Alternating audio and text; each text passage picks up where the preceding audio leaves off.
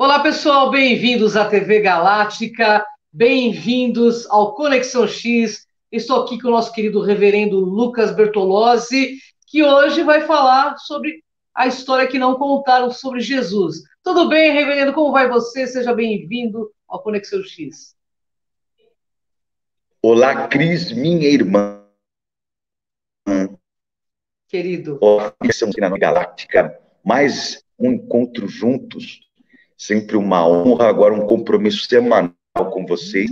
Graças a Deus e graças à iniciativa dessa nossa querida irmã. Não é? Uma honra estar com. Tá falhando o seu microfone, reverendo.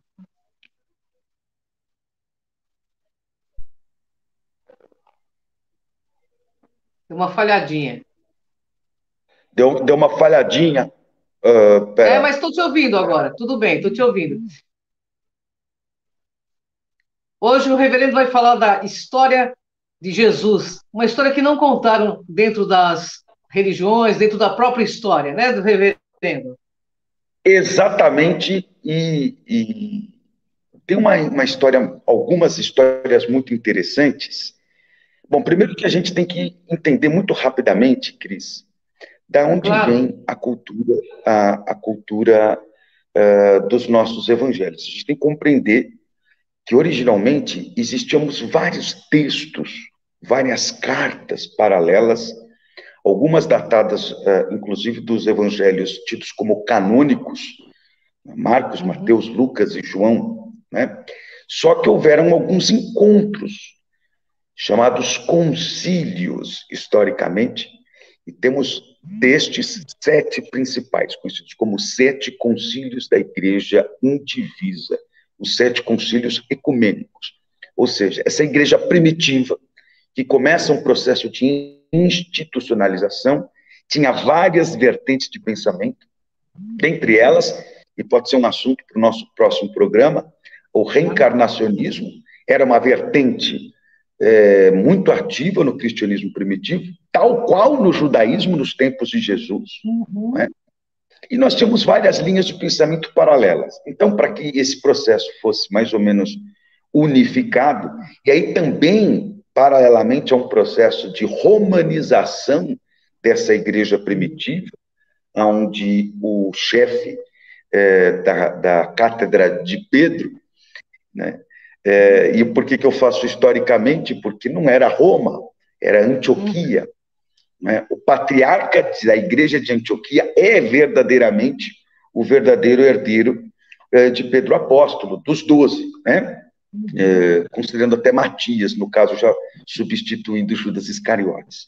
Né? Então, mas, enfim, há todo um processo histórico de lapidação, de romanização, e dali começa também a surgir a figura papal, tal qual nós conhecemos hoje. E muitos, então, desses textos, eles passam a serem retirados e banidos. Alguns que realmente tinham ideias muito até infantis e efetivamente lendárias acerca Uhum. do próprio Cristo, né? E outros, talvez, por incomodarem a linguagem universal majoritária que começou a ser adotada.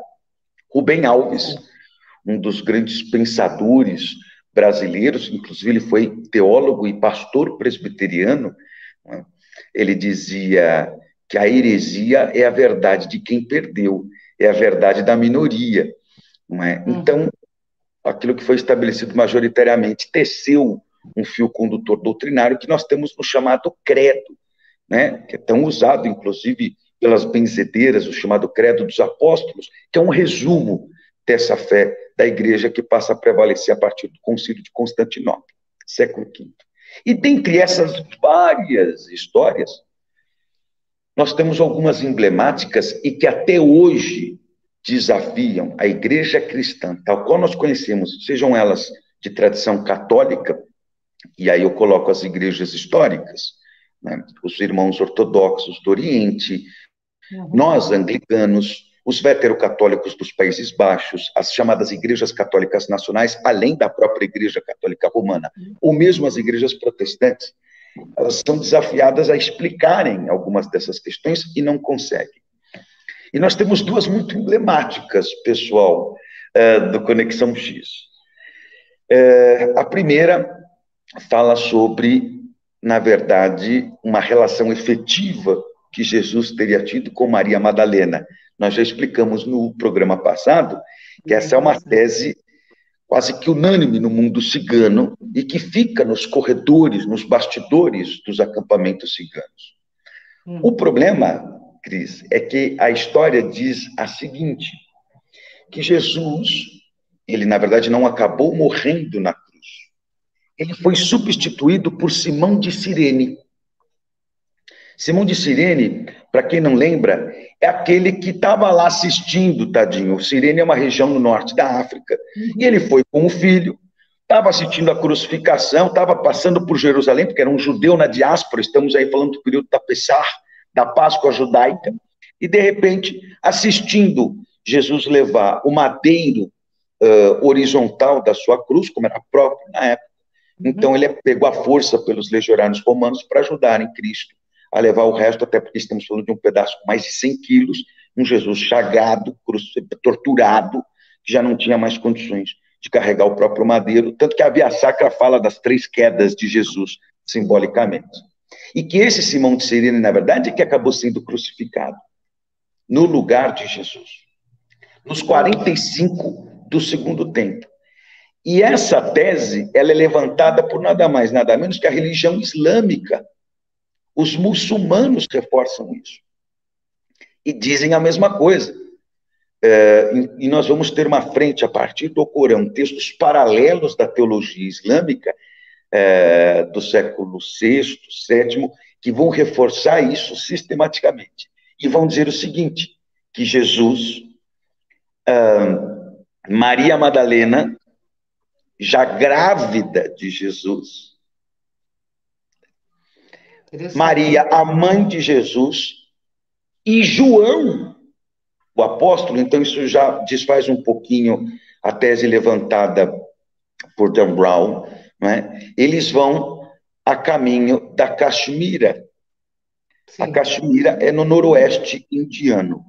Porque Jesus, no período da sua vida oculta, e lembrando que muitos desses textos, mais tarde tratados pelos concílios como apócrifos, do grego Sim. apocrifos, escondidos, escritos ocultos, por não terem uma verdade doutrinária, levantam a possibilidade de Isa. Quem que é Isa, amadas e amados? Senão Jesus, que incentivado pelo seu tio-avô, José de Arimateia, mas precisamente tio de Nossa Senhora, tio da Virgem Maria, um rico mercador, que teria inclusive percorrido e levado Jesus, quando menino, para regiões como as Ilhas Britânicas, onde ele teria tido contato com os povos celtas. E olha, isso é tão emblemático, amadas e amados, que até hoje, na região da Cornualha, onde nós temos a emblemática Stonehenge, né, que inclusive é palco de estudos não só druídicos, como ufológicos, e a Cris sabe muito bem disso, temos uma árvore, um pé de árvore, se não me falha a memória, de laranjeira, ou algo nesse sentido, que ele misteriosamente, todos os anos, floresce. Ele levanta um aroma, assim, extraordinário, fora de época, em pleno inverno. Interessante, hein? Quando estamos na região, nas proximidades da festa natalina.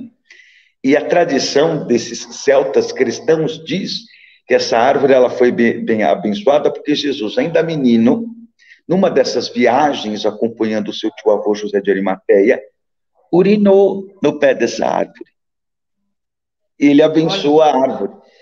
E é interessante que todos os anos é feita uma guirlanda natalina, especial com as flores dessa árvore, entregue à sua majestade, a Rainha Elizabeth, ou seja, quem for o rei do Império Britânico, todos os anos desde então. Então, para vocês verem que nós estamos falando de expressões fortes, grandes, que fomentam isso.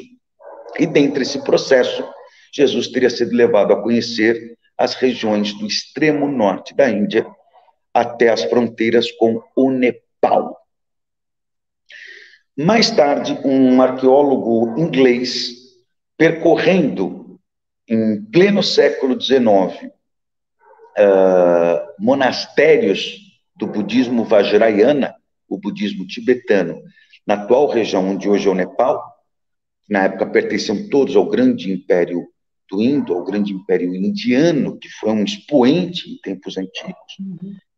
Lembrando que até onde Buda nasceu, atualmente é território do Nepal, mas era então território indiano, foram encontrados manuscritos em tibetano clássico, decodificado por Padmasambhava, que foi quem levou o budismo ao Tibete oficialmente no século VII.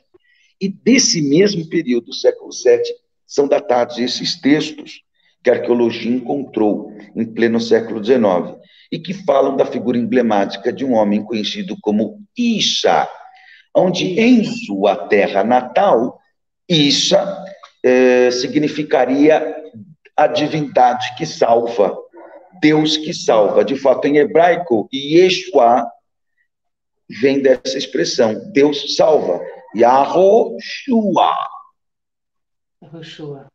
E que era um homem emblemático de sabedoria invejável e intrínseca, visivelmente um eleito, um Buda, um iluminado vivo, que transcendendo e comparado em muitas virtudes do Buda histórico, de Siddhartha Gautama, né, Shakyamuni,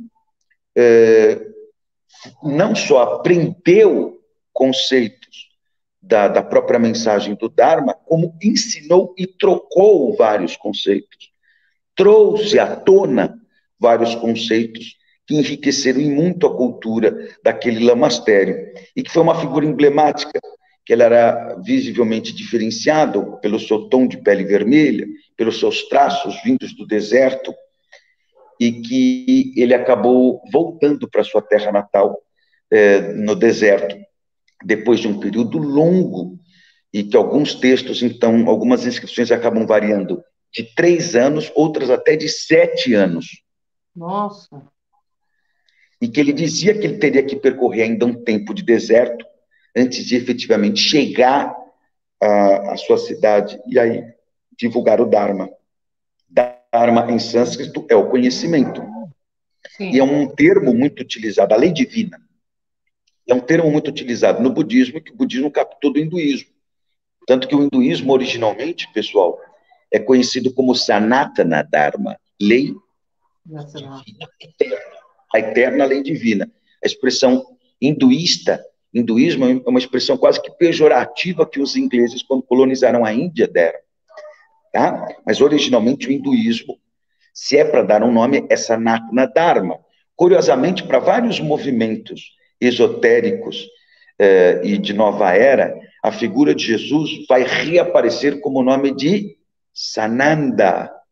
Sananda, é verdade, olha.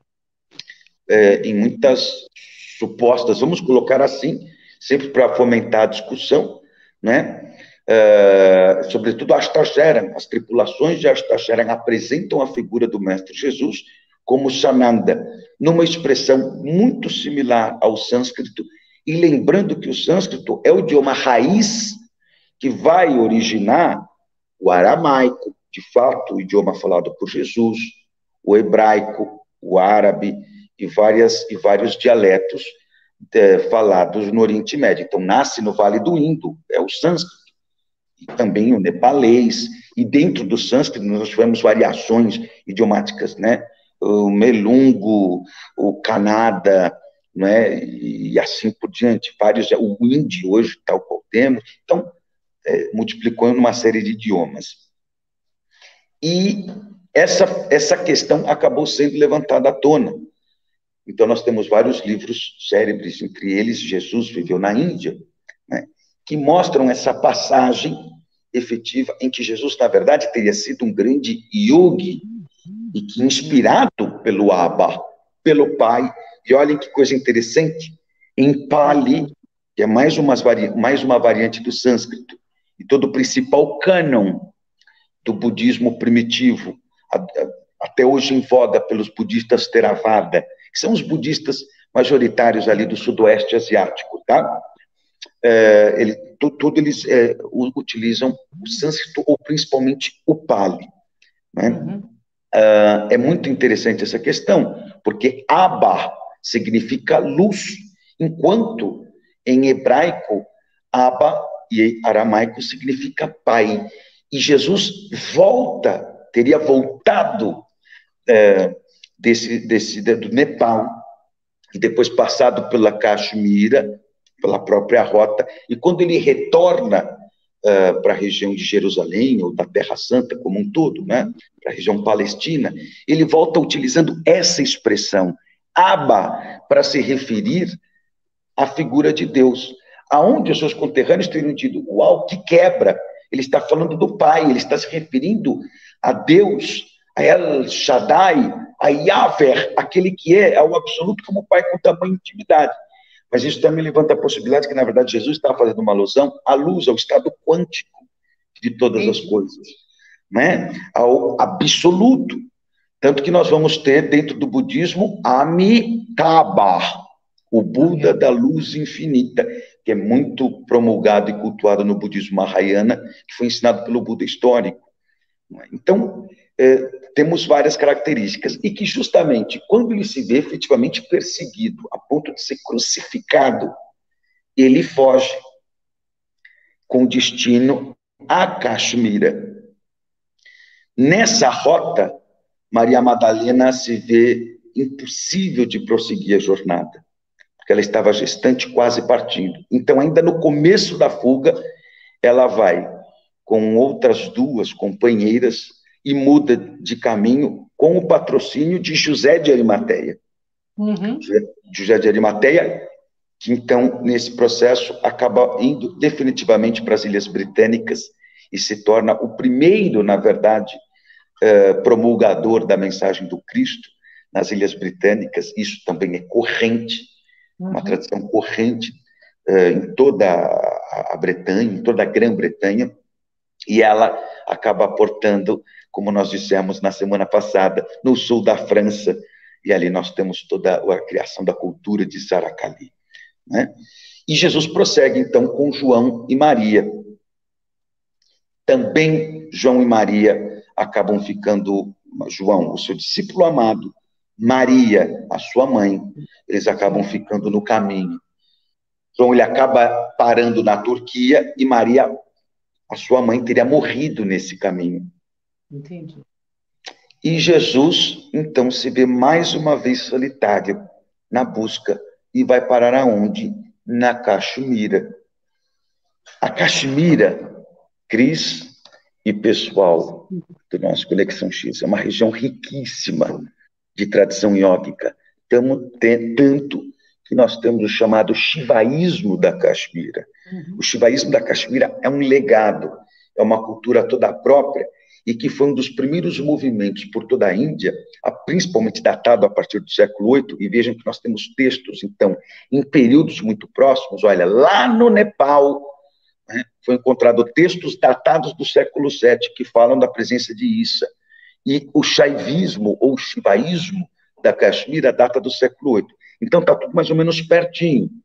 E esse movimento shaivista, ou shivaísta da Caxemira, ele é um dos primeiros, dentro de todo o território indiano e da cultura do Dharma, a destituírem a figura dos deuses e ressignificarem o grande Brahman, a grande consciência, a grande luz, acima de todas as formas, sob o conceito de Paramashiva, né? O grande absoluto, onde Shiva já não se torna mais um dos deuses, por acaso, o pai dos yogis e o deus da transformação da trindade hindu, senão sinônimo de toda a supraconsciência, além de toda forma. E aí temos o conceito de Shiva também sendo ressignificado, não só como super-alma do mundo, mas também como o bondoso, o generoso, ou aquele que não é.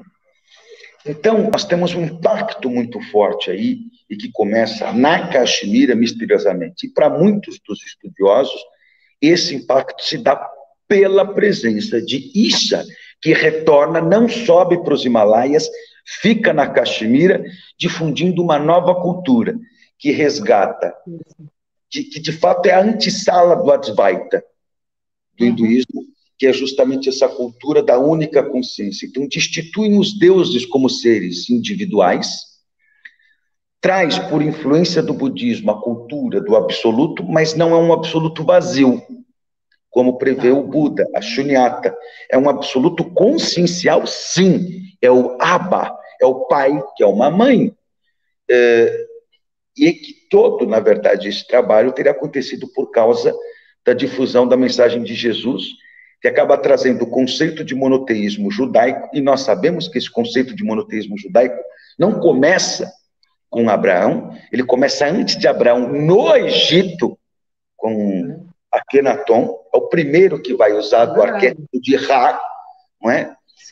Para ressignificar o sol por detrás do sol, o absoluto, e já falamos isso aqui no programa, e são mais um dos tantos temas para mais dos nossos encontros. Os nossos índios acabam tendo essa cultura, olha essa coisa louca, com o Yamandu, o sol por detrás do sol, realmente a supraconsciência vazia e ilimitada. Olhem só como as coisas se encontram, né?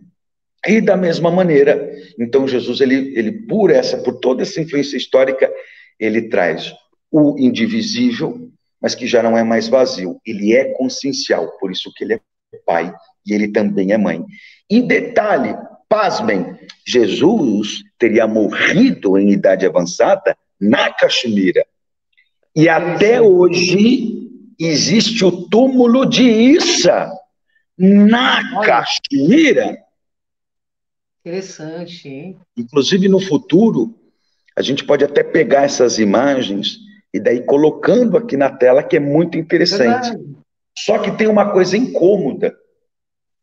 Os historiadores, desde a presença maciça islâmica, não podem estudar esse túmulo, que tem indícios muito interessantes que poderiam nos apontar esse caminho. Por quê? Os muçulmanos que estão na região e que tomaram toda a região da Caxemira, hoje fazem a tutela desse túmulo e não abrem para investigação antropológica. As poucas investigações antropológicas que tiveram realmente trazem fortes indícios de que se trata de um sepulcro com elementos tipicamente hebraicos em plena Índia. E pelos testes, na época de Carbono 14, ainda muito precários, trazem aí uma contemporaneidade do tecido do cadáver, né, com o ano zero da era cristã. Mas, lamentavelmente, impedem o aprofundamento dessa pesquisa, porque os muçulmanos não deixam. Mas, para os próprios muçulmanos, quem está enterrado lá, sobretudo os muçulmanos da Caxemira, é Yeshua, o último grande profeta, né, tal qual foi ensinado pelo profeta Muhammad, que a paz esteja com ele, e que teria sido de fato o Messias, porque o profeta Maomé não nega a messianidade de Jesus, ele nega a divindade de Jesus, mas ele não nega o seu papel messiânico. E Jesus é profundamente amado, assim como Nossa Senhora, assim como a Virgem Maria, são profundamente amados pelos muçulmanos, tá? Não se enganem, eles são profundamente amados. E para tem uma pergunta aqui do internauta aqui para você. Desculpa te cortar. Bora, porque você está gerando muita curiosidade aqui, ó. Deixa eu até ler aqui. Reverendo, então Jesus deixou descendentes? Você irá falar dele nos próximos programas? Já é um convite, hein, reverendo? Já é um convite, mas já pode... Rose Maia que está falando aqui. Rose Maia, já posso te antecipar o seguinte, minha irmã, que sim, para então os defensores da forte teoria, que foi calada, né, sistematicamente, mas de que Maria Madalena carregava um filho de Jesus, na verdade uma filha, e essa Sara, a morena, e isso é defendido pelos ciganos e por outros grupos, como foi pelo próprio Priorado de Sião, que oficialmente foi extinto ainda no século XVI, tá? Oficialmente, né? E aí sendo diluído na própria franco-maçonaria. Mas sim, não só Jesus deixou uma genealogia, como essa genealogia foram nada mais, nada menos que os merovíndios, toda a dinastia da família real francesa. E, de fato, por toda a Idade Média, os franceses mandaram no mundo ocidental. Né? Eles mandaram no mundo ocidental. E eles atribuíam isso a eles. Né? Eles são os primeiros na Europa que vão reivindicar a divindade do rei, não mais a divindade do Papa, tão somente como sucessor de Pedro. Estamos falando de um período em que a Igreja Católica Romana exercia profunda influência sobre os reinos e os consequentes feudos, né? Mas a figura do rei francês se colocava, parafraseando o que já acontecia no Oriente, como justamente ungidos diretamente por Deus. Da onde eles se justificavam? Porque nós temos a genealogia do próprio Cristo.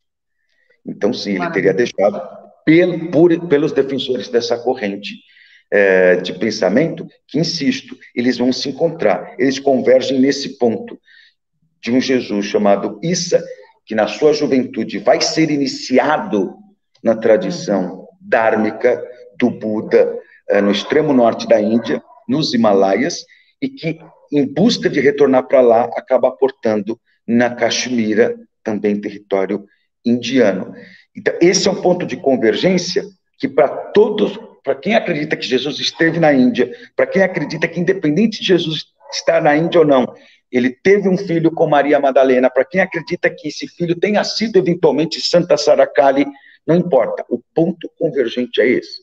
Jesus escapa da crucificação, e aí veja que nós estamos falando de ciganos, estamos falando de rosacruzianos, do Priorado de Sião, e alguns franco-maçons, algumas correntes da maçonaria, estamos falando do movimento da Nova Era, estamos falando de vários movimentos gnósticos de todo tipo, estamos falando de muçulmanos, Cris. Então, estamos falando de gente muito diferente. Alguns budistas, então estamos falando de alguns yogis shaivaístas, né? Então, estamos falando de correntes de pensamento muito distintas, mas que têm esse ponto comum. Jesus e a sua mensagem toda nos evangelhos teria que ser relida também sob uma ótica dármica. E olha que coisa louca, eu sei que a gente já está num tempo quase já no fim do programa, porque é dura. Depois a gente vai ter que pedir o pessoal da TV Galáctica deixar a gente 1 hora, porque vai que vai. Mas olha, só para vocês terem uma ideia, nós tivemos um padre muito famoso, e ele era um padre inglês, que se tornou um monge beneditino na França, e depois ele, com outros 2 co-irmãos de mosteiro, vão parar nos anos 50 na Índia, Beda Griffiths, e na Índia ele vai ser iniciado no shivaísmo. Ele e os seus 2 companheiros, padres, hein? Ele vai receber o nome de Swami Dayananda, a bem-aventurança da compaixão, e ele montou um ashram no sul da Índia chamado Shantivanam, ou Satchitananda Ashram. E ele cria toda uma missa, que é um puja, ele cria toda uma missa sânscrita mesmo, abandona o terço pela Japamala de Rudrash, Om Namah Kristaya. Enfim, é muito interessante, esse mosteiro é ligado à Igreja Católica até hoje, pela ordem dos monges eremitas camaldulenses, e com todo o arquétipo hindu, shivaísta, tá? Porém cultuando a figura de Jesus. E ele dizia, no auge dos anos 80 e 90, ele desencarnou em 93, que era urgente que o cristianismo se deixasse absorver pela cultura hindu, pela cultura sânscrita e védica, tanto quanto se deixou influenciar pela cultura grega. Que talvez não, no entendimento dele, certamente entenderia com profundidade ainda maior boa parte da mensagem de Jesus Cristo. E para todos eles, temos um ponto aí. Jesus, quando vai trazer o Abba, um Deus que é amor, quebrando qualquer conceito de casta sacerdotal, né, ridicularizando a hipocrisia dos fariseus e saduceus, né, ele está, na verdade, impulsionado por uma influência dármica, búdica e védica, e que justamente também é essa mensagem de Jesus que vai inspirar na própria Índia, então, a partir da Caxemira, o conceito, como eu disse, do Advaita Vedanta, que também é uma cultura com muita influência búdica, mas dentro do arquétipo hinduísta, quer dizer, se desmancham os deuses para tratar de um único absoluto, que é puro amor. Então, temos aí a pergunta que não quer calar. Isso é Jesus de Nazaré. Isso está, na verdade, enterrado na Caxemira. E de que ressurreição nós estamos falando, então, senão de um processo iógico de desdobramento? E nós vamos pegar em vários textos, não é, da própria... E depois outra, uma eventual descoberta de um túmulo, de fato, de Jesus, anula o seu legado. De que ressurreição nós estamos falando? Né? Então, são questões que a gente vai precisar conversar, Cris, porque os novos tempos já estão aí. E a igreja vai precisar ter respostas para isso. Então, nós temos aqui um mensageiro chamado Reverendo Lucas, que vai trazer todo esse conhecimento, porque essa função é esclarecer a humanidade para tudo isso. É claro que de forma nenhuma desmerece Jesus Cristo, ele ter vivido na Índia ou ter casado. Ele continua sendo o mesmo ser maravilhoso, esclarecedor de massas, que veio trazer realmente um novo momento consciencial para a humanidade. No meu ponto de vista, ele para mim não modifica nada, mas é muito interessante que saibamos a verdade, a história correta. E esse é o papel do nosso mensageiro, Reverendo Lucas. Nós estamos nos nossos momentos finais aqui, querido. Atenção, TV Galáctica, dá mais tempo para os seus fãs aí, porque o pessoal está pedindo para que a semana que vem você conte a história dos Merovígias, quem é essa descendência de Jesus. A dinastia então, Merovingia. Escrito aqui na minha frente, eu preciso colocar até o óculos, viu, Reverendo? Ô, Cris, mas, assim, o que você determinar, o tema que você determinar, você sabe, você manda, a gente põe em pauta, e temos assim, é isso, né? E aí a gente pode dedicar um programa só para Sananda, que é esse Jesus cósmico, é o Cristo cósmico, né? Que teria sido tão promulgado pelos irmãos estelares, e o que está para acontecer? Teremos movimentos muito grandes. Ô, Cris, posso só em 10 segundos falar uma única mensagem para os nossos espectadores? À vontade, meu querido. Meus amores, longe já agradecendo o pessoal da TV Galáctica também, longe de qualquer coisa armagedônica. Pessoal, vamos demonstrar que nós estamos aprendendo a lição. Por favor. Estamos na iminência de uma terceira onda, e agora estamos falando da cepa indiana, a terra de Shiva, como nós estamos falando. Então, quanto mais expansão da consciência, meditação, melhor. Vamos mostrar para o universo que estamos entendendo o recado. É isso que os irmãos estão querendo da gente. Só isso. Eu só tenho te agradecer, e terça-feira o nosso querido Reverendo Lucas aqui conosco, sempre trazendo muito afeto, muito esclarecimento e contando a verdade sobre tudo que nós precisamos aprender. Gratidão, meu querido. Somos Estamos juntos nessa nave. Gratidão, na nave. Um beijo até semana que vem. Até a próxima semana. Porque espiritualidade, pessoal, é cultura. Vem com a gente nessa jornada.